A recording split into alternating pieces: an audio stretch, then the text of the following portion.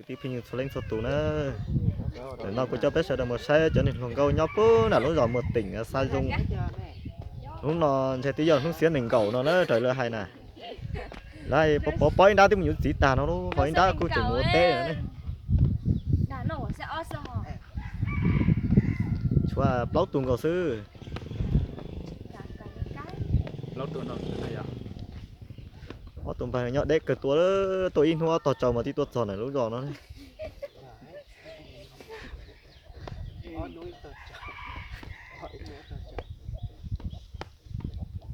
rồi mới cho chúng câu thể rồi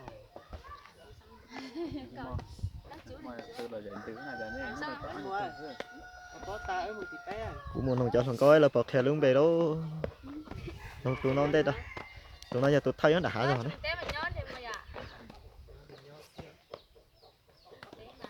tụi nó có là khởi bó là cũng không có là có lắm về giờ đấy rồi hiểu đó lắm về giờ này hả rồi là sành là sành hóa chị nè sành ra rồi có bà tao tụi lú ở chung nè chị tao chị tem á giờ tiền chị tao mất tụi lú nữa đây của nó sẽ được nó xíu thấy xíu tệ đa là tiền á cho nên tứ môn tụi rồng nó sẽ lúc nào chạy bỏ lúc cờ sứ chỉ tí mình nhớ gì đó tụi mua có bỏ mất sọt tông à sọt tông này đi chả thọ có tụi bắt sọt tông một thôi rồi cái tiền này trong xe người cha han lùa tới có tụi sọt tông người cha nào không ta sáu ta chỉ mua tám bảy không à đó hay đấy rồi đấy đấy rồi bây giờ đến đấy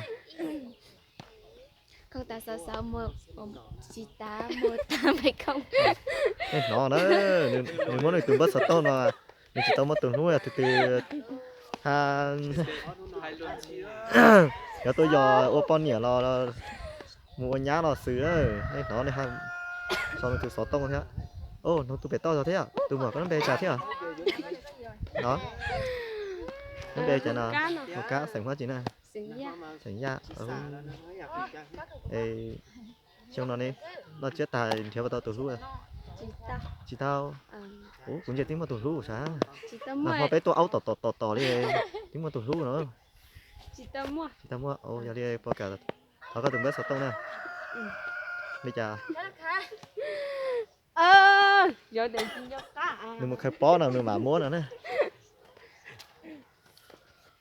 đi chào tụi bé sọt tông 0816365569 hai đứa sao thế sao bây giờ giờ đi giờ tới giờ làm cái giờ thế chị sợ hai đứa à chị nhớ cái giống 0816 0816365569 đi đâu chào đó cái cô nó tụi nó tụi thị o nè mà nếu cô chỉ tao mua tụi lú thế này muốn bắt sọt tông thế này giờ lên từ chỉ tao mua tụi lú là tại tôn trẻ thế cho nó cho mình nhỏ anh lái để khỏi lo xem nó này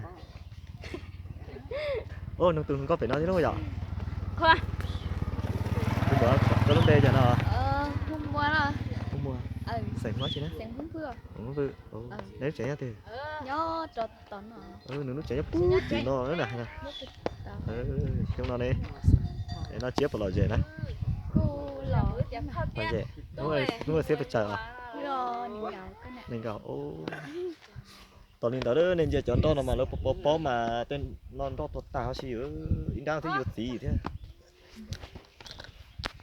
ở trong nó chế vào tao tụt lú à chị tao giờ nên đó có cái món có tụt sọt tông cho này đây rồi tết tụt không nhiều tuổi này tiên giờ tao sọt tông này đi chà 0812 8169 mua hai đứa sao thế à 0812 8169 mua nhìn đã đấy của nó nè tụi nó tụi thích bé nè mà cho con câu này nhá nó chán nó cút cần cầu này đó thay mà đúa chỉ trong kia thế là ô lúa xía thì sẽ là sâu dùng nó nè hát tim sâu cho tụi nó nữa nông tụi nông câu thế cho tụi nó mà có tiền nó mà nếu thật thà luôn cho mà thằng thầu xích xính mà lại xin tàu mà người ta sẽ tới mó mà sợ xích tàu ấy. Thả luôn. Chịu rồi có. Ôi tụi mình có bé cho nó đấy. Rồi. Con Bé cho nó. cho nó sao cái thi này hay trả thế à? Rồi. Khó xía hay này Có tiền có tiền hai đứa muốn lên mà chị hè nó có thể ăn chi nhá. Hay muốn đá à? Đấy là muốn đá. Đó. Ê, chị bà hè. Em sành hóa chị à? Đó. Rồng. Ê. Sành hóa chị. Sành hóa. Nó thì muốn ra thấy giờ nó về bây giờ đấy. Sông. Bây giờ nó. Đây sông à. Nó thành ra là À tôi ca. Anh nữa thì hú xông thấy anh chỉ chui giò xuống. Dạ. Nhìn giò của nó thì nằm mò lại mất xính này mất tầng xuống khi xong. Tôi Nó hay cho mất tàu tàu lầu. họ. Mất tàu muốn xong anh nè. Ồ, bỏ tua đi. Từ là à chị tuệ. Chị tôi nào đi nữa. Trong đây. Ba chưa biết chầu này những ba lúc xía mùa lát bò đó. mùa là nhà thôi mà nè. Chào một tí. Xì mùa. Xì mùa té đi lại. Còn mỗi tụ số tông đó này căn đồ liền không rồi cũng nhìn nhau đây là tí tàu tua tàu lú giò pu thịt tê tua giò Tí chúng nó sẽ to. Chúng nó sụp. bây giờ na dù lại là hai đi là phiêu À chị à. Cắm khá. nếu mất tay chịu cả khởi bó tí tiền bó mà thì bút tí rồi bó tí nên sai bớt đó lấy lọ nhưng đó nếu còn nó tiền chỉ cả thì nó thay cho nó nên muốn hôn trâu ta đấy Nè, cho anh đợt tờ. nhưng đó nó của nó thuộc phong dư thế rồi nếu tôi in hoa tỏ trò tôi nếu tôi trò này là lúc giờ này nếu bỏ nhiều tôi không có thứ kia nè Nhà tụi nó lúc cho lé tí nè. có thắt là hai kia. đây của nó là của hai kiềm thứ nhất thì nó tháo tú dễ dễ là sẽ cả phiếu này tính cái này cái này Ta mới có tụi luôn ta nè.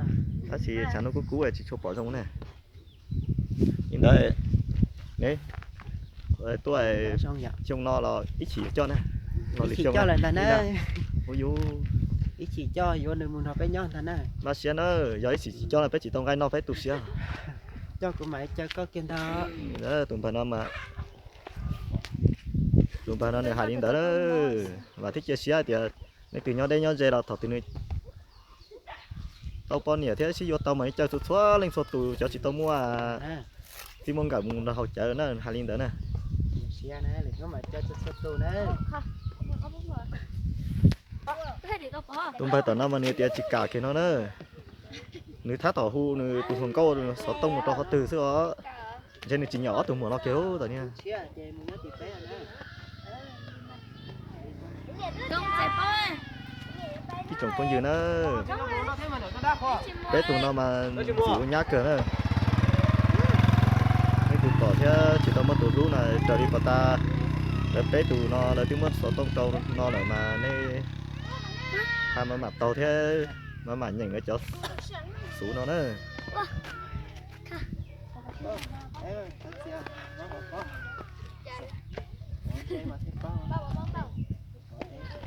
ô bỏ tụi chùa lỡ can đồ lửa nó ít chợ cho vô tí ở của vô giống một té của khó xé liền lúc chơi nó Bố nào to. Tôi phải nào.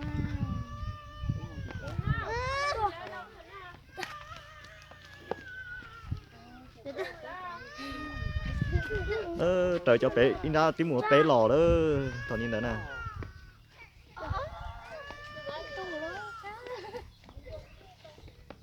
muốn nói giỏi muốn con cơ chả cú cần cầu Tôi là tay trái. Con mà kịp lao rồi, con bóp lao tu ở đi từ.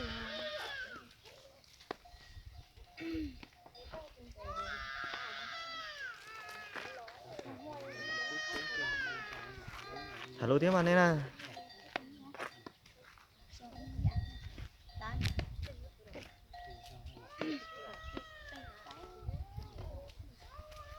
Cái thải có mà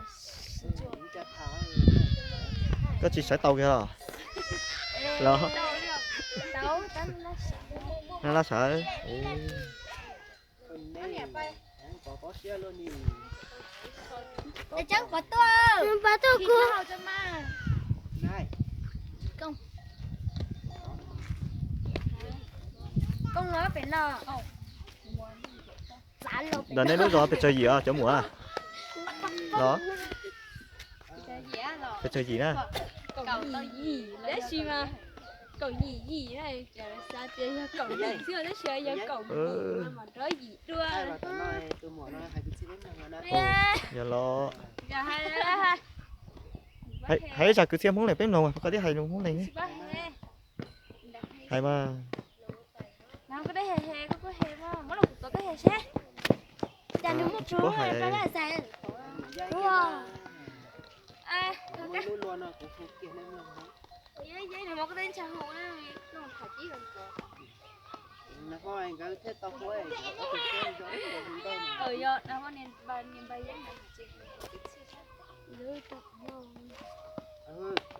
nên mà tao nó xùa đó nó tua nè ui chả bé chỉ tao nó đi cho bé nó món bé tôi chỉ tao món nó chép lát hồ gì bé nó gì mũi khó chụp bé nó đấy nó mù nó khoa